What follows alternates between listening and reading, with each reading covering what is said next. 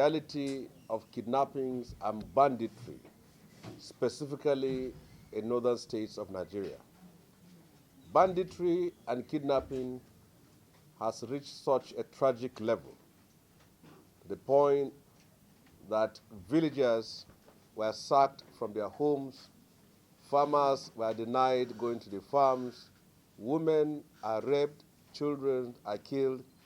We have created a huge community of internally displaced persons in states of Katsina, Zamfara, Kaduna, and Niger State. It is not an exaggeration to say that the nation is at war and the North is under siege. Hitherto, kidnappings has been something we used to hear about from the southeast and the south-south part of Nigeria. Today, it has become a way of life among many people in northern part of Nigeria. In Birningwari local government, a local government within my constituency that is just next to Zamfara State and Katsina State, life has become something else. Thousands of people have been displaced, many were killed, and people were forced to sell their farms and homes to pay kidnappers, and that is unfortunate.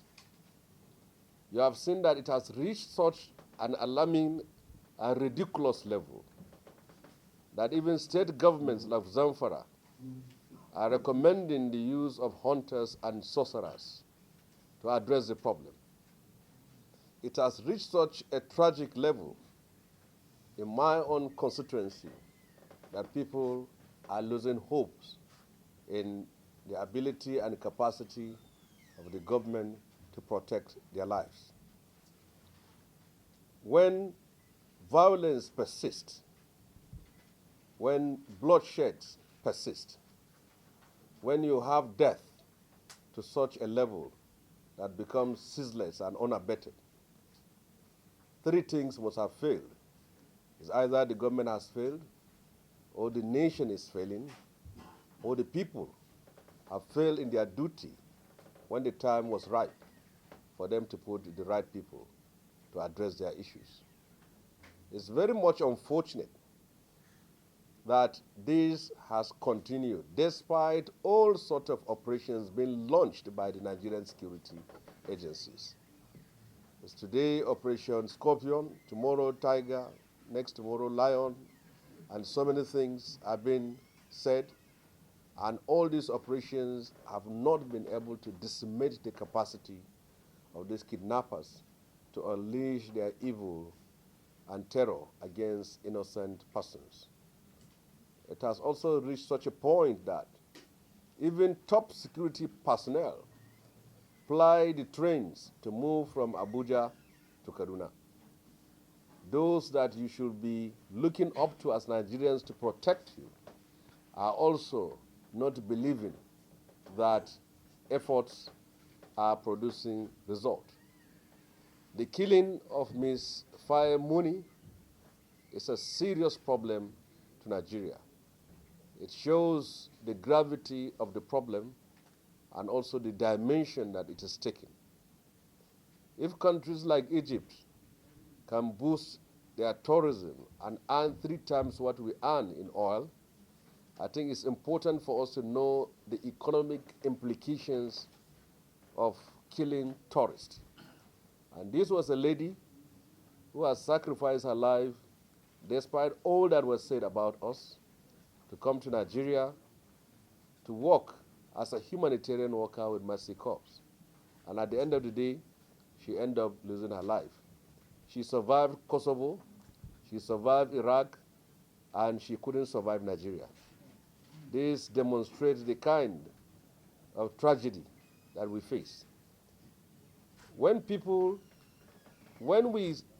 At the beginning, when people like us raise issues of pervasive insecurity, violence, and bloodshed in the North, many people think it was simply politics or opposition or criticisms or mischief or simply an act trying to undermine the efforts of government. But we have seen how the seed of destruction has grown beyond Zamfara state, spreading across all parts of the northwestern Nigeria. In those days, when the bandits drives people away from Zamfara, they either move to Kaduna or they move to Katsina. And now they are driven further from Katsina. Many of them are moving to Niger. How can a country like ours, that prides itself as a giant of Africa, one that has played serious security and defense role in restoring stability to countries of Liberia and Sierra Leone and Congo, how could we have found ourselves in this kind of situation? Enough has been said. The narrative about kidnapping, about violence and bloodshed in northern Nigeria has been said, but the solutions are very clear. We cannot fight a 21st century crime with a 20th century strategy. This idea of keeping security men opening boots and flashing torchlight on faces of people cannot end the space of kidnappings in northern Nigeria. We have to deploy drones, we have to deploy satellite navigational equipment, we have to use the ICT. Telecommunications company in Nigeria must cooperate with security agencies to expose those persons who are well involved. Kidnapping has gone to a dangerous level. Even journalists are kidnapped. Humanitarian workers, politicians, lawyers are being killed. People are losing hundreds of millions of naira to pay ransom. It has even reached such an audacious level that kidnappers nowadays even send notices to villages. It's either you gather such amount of money or we are going to raid you. In Kuriga, which is a ward in Chikun local government, just 1 hour from here, virtually the bandits are holding the people hostage there. So if we are very serious about whatever we're going to do as a government, then we have a duty to do what is right. There is no doubt about it. The existing security architecture has been incapable in addressing the problems as we have in Nigeria today. The problems used to be that of the poor people. Now it has gone to those on the upper ladder of the society. If these trends continue, a time will come, almost the whole population of northern Nigeria have to move to Abuja because this is where the paradise is.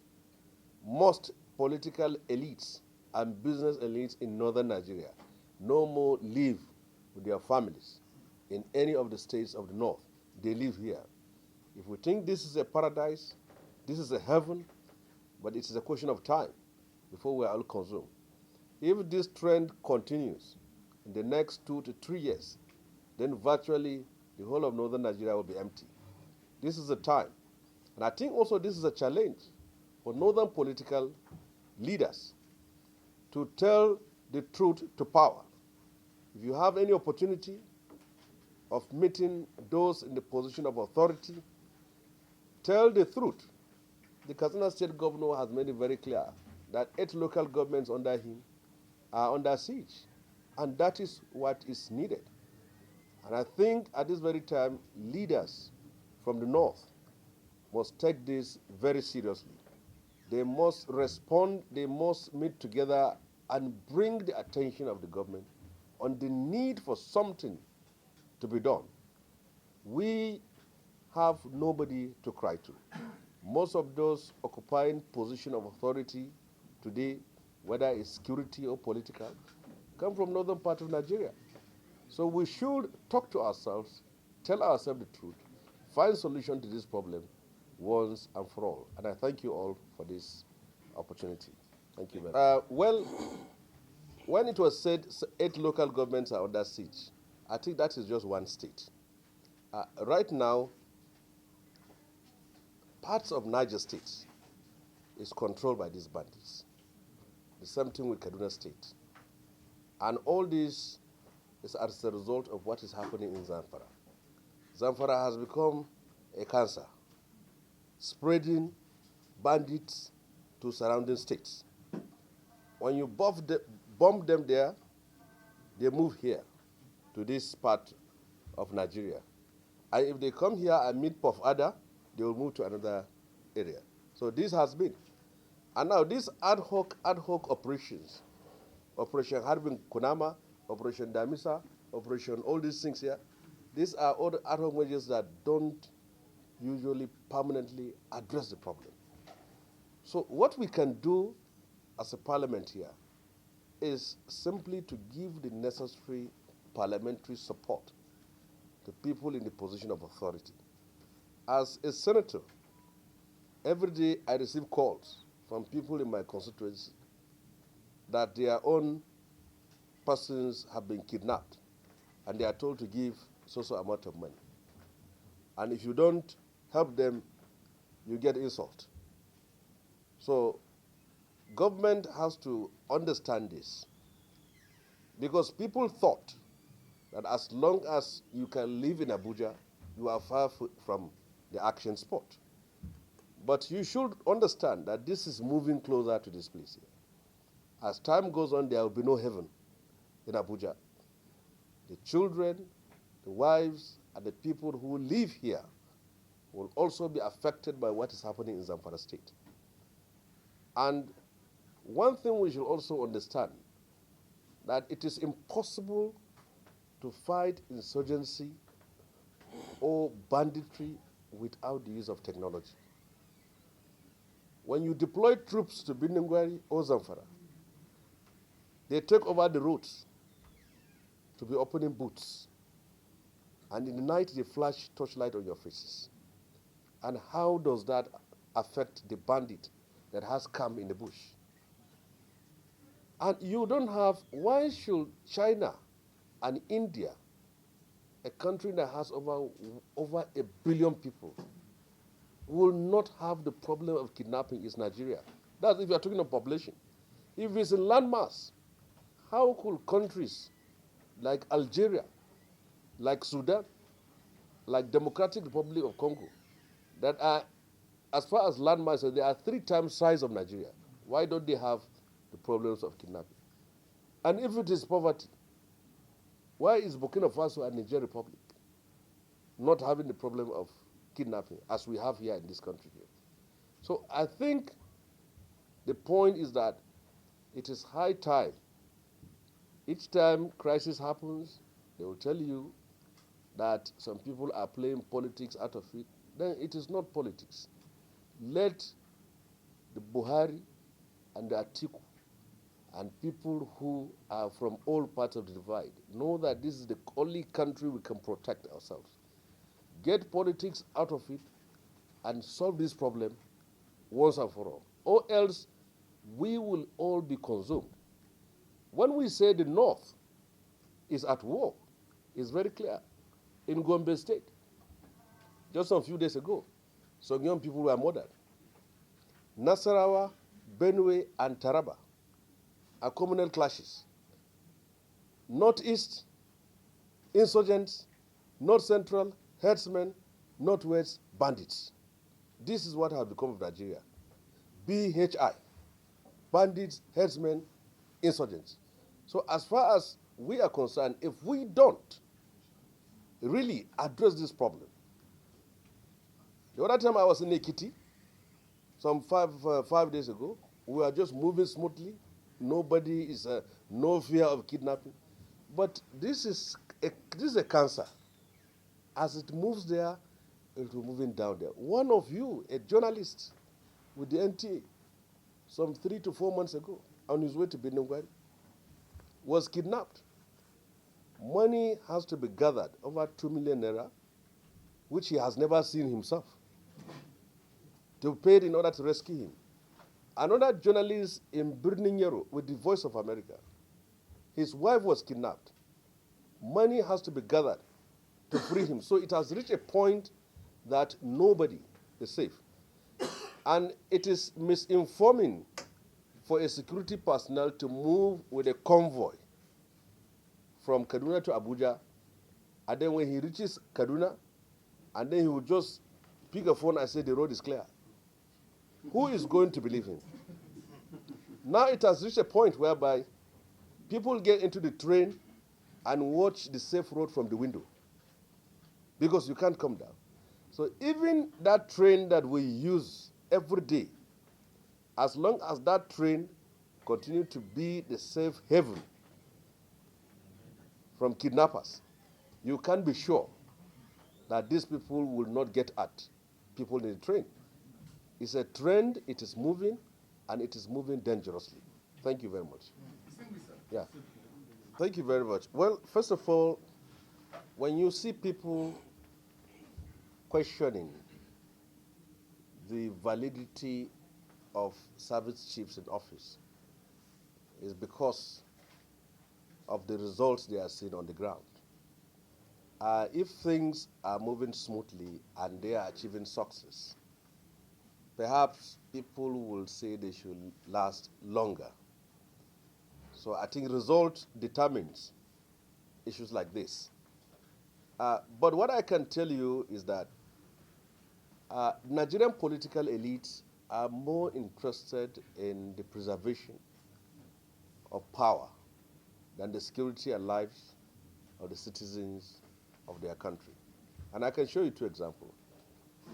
When this airport was closed down because of some repairs, there was no one incident of kidnapping along Kaduna-Abuja road because it was well secured, because if you have to fly to Kaduna and move to Abuja, they secured the place. You don't have even not one person is through my constituency for the whole period of that kidnap, for that period of that repair. But immediately after the airport was put in order, the security men were pulled out, and then the kidnapping returns. So you can see one example. The second example was during elections. We don't have any case of kidnapping because the elite are interested in that very process. So the state governments funded the police, provided all the necessary equipments because their power base is the issue. And at that time, after the elections, the kidnapping returns. So it is a fact that people in the position of power, more especially the governing political elites, the governing political class, the bourgeoisie, are virtually more interested in protecting their own power base than what it is. And like what was said with one of the senators there, he said the guilt doesn't only hang on the executives, but it also hangs on every person who had the opportunity to speak truth to power and he refuses, or every person who is in all the arms of government, the judiciary and also the National Assembly. In the aspect of, you were saying the Almajiri and other people, well, there is Almajiri in Burkina Faso, there is in Niger Republic, it is there in Chad, and there was no kidnapping.